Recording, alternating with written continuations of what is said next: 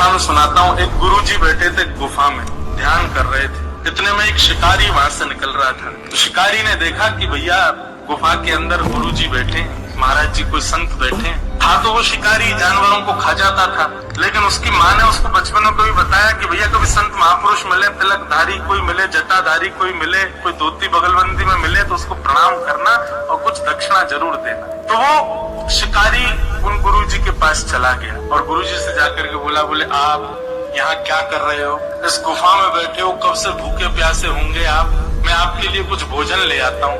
बोले हाँ, कुछ बढ़िया सा कुछ सामग्री ले आओ। इतने में शिकारी ने क्या किया, एक 12 संगा हिरण पकड़ के लिया है और पकड़ करके लाया और गुरुजी के सामने खड़ा कर दिया। बोले गुरुजी लो इसको मार दो, आप पकाओ, भोग लगाओ, फिर हमको भी बांट देना। गुरुजी बोले अरे भले आदमी, हिरण पकड़ के लाया। लेकिन गुरुजी ने सोचा शिकारी है, शिकारी क्या समझे कि भाई बख्श नहीं खाना चाहिए। तो गुरुजी ने ऐसा विनोद में कह दिया, अरे हम ये साधारण हिरण नहीं खाते, हम तो ऊंचे और महंगा वाला और श्रेष्ठ गुण वाले हिरण का भोग लगाते हैं। बोले महाराज ये 12 सिंगा है, इससे भी श्रेष्ठ कोई हिरण होता है? बोले हाँ।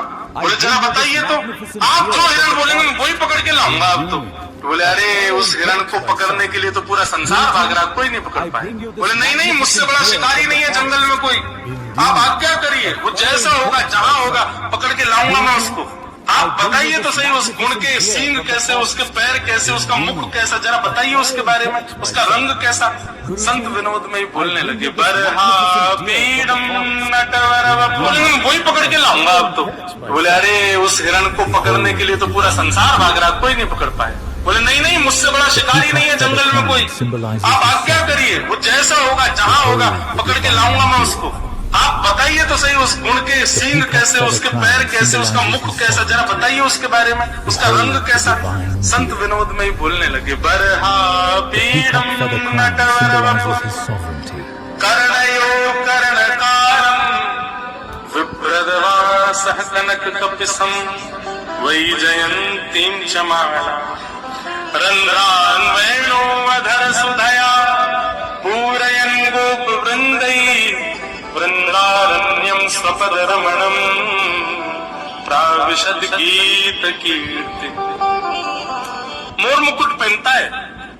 शिकारी बोला हिरण मोर मुकुट पहनता है? बोला हाँ। और कर्णयोः कर्णकारम, उसके कान 2 हैं लेकिन कुंडल एक ही पहनता है। और कभी वो इस कान में पहन लेता है, कभी निकाल के इस कान में पहनता है। हमारे नाना जी इतना सुंदर वर्णन करते थे, बोले ठाकुर जी कुंडल कैसे पहनते? तो जैसे ये पुष्प है ना, जैसे आप कभी ग्वारियाओं को देखोगे वो क्या करते हैं, इधर लगा लेते हैं ऐसे, इसको कर्ण फूल कहते हैं। यहाँ ऐसे धारण कर लेंगे, अगर लंबा हो पीछे से। तो ठाकुर जी क्या करते हैं, यहाँ पे पुष्प लगा लिया। अब लगाते लगाते चलेंगे, इतने में दूसरी तरफ चल रहा मधुमंगल बोले लाला महाकुंडल बढ़िया ना लग रहा, यहाँ वाले में लगा। सो ठाकुर जी इधर से पुष्प को उछालते हैं, उछाल करके इधर धारण कर लेते हैं। फिर यहाँ से श्री रामा कहेगा ना लाला माँ बढ़िया ना लग रहा, यही पहन, तो फिर उछालते हैं, फिर यहाँ पहन लेते हैं। और ठाकुर जी ऐसे हाथ से निकाल के नहीं पहनते, ऐसे उछालते हैं कि वो कान के ऊपर ही आके लगता है। तो कर्णयोः कर्णकारम, बोले कुंडल पहनता कानों में। शिकारी बोला कुंडल पहनने वाला हिरण है? बोले हाँ। मोर मुकुट पहनता है, कानों में कुंडल पहनता है, और विप्रदवासः कनक कपिसम, पीली पीताम्बरी पहनता है। शिकारी बोला भगवान मैं तो इतना बड़ा हो गया, मैंने ऐसा हिरण तो कहीं नहीं देखा। बोले और क्या करता है? बोले वही जयंतीम च मालाम, वैजंती माला पहनता है। और सबसे श्रेष्ठ उसका गुण क्या है? बोले रंध्रान वेणुअधर सुधया, बोले अपनी कोमल कर उंगलियों से आच्छादित करता हुआ छिद्रों को वेणु बजाता है। आहा, शिकारी तो खाओ बेहोर हो गया। बोले भगवान ये हिरण वेणु भी बजाता है? बोले हाँ। रंध्रान वेणु वदर सुदया पूरयन् गोप वृंदई वृंदारण्यम स्वपदर्मणम प्रावशद गीत कीर्ति। एक मतवाली सी चाल चलता है, टेढ़ी चाल चलता है, एक पैर के आगे दूसरा पैर नहीं रखता, तिरछा चलता है, ऐसी बाकी अदा में रहता है। हम तो इस हिरण के उपासी हैं, ये मिलेगा तो इसका भोग लगाएंगे।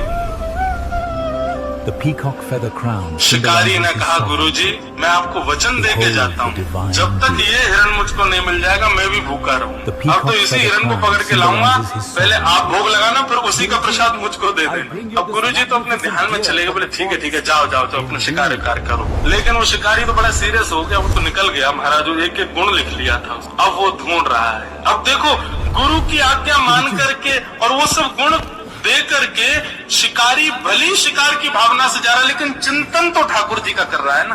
सामने हिरण आ जाते हैं तो सोचता नहीं ये नहीं है, मोर मुकुट वाला होगा, ऐसा होगा। एक दिन बीत गए, 2 दिन बीत गए, 3 दिन बीत गए, 4 दिन बीत गए। भूख के कारण प्राण निकलने लगे उस शिकारी के, लेकिन सोचने लगा मेरे गुरुजी भी तो भूखे बैठे हैं, जब वो भूख सहन कर रहे हैं तो मैं क्यों नहीं करूं। अब तो इसी हिरण को पकड़ के ले जाऊंगा। इतनी व्याकुलता उसके तन में आ गई, शिथिल हो गया, गिरने लगा, ऐसी स्थिति आ गई। लेकिन सामान्य हिरण का शिकार नहीं कर रहा था, ठाकुर जी को उसका ये भाव प्रिय लग गया।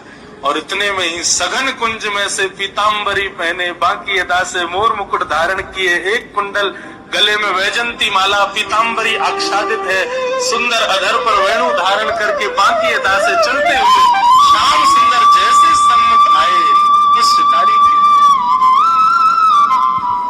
ठाकुर जी के रूप माधुरी को देख करके एक एक अंग को जब उसने देखा तो उसको याद आया गुरुजी ने जो बताया था, ये तो बिल्कुल वैसा ही है।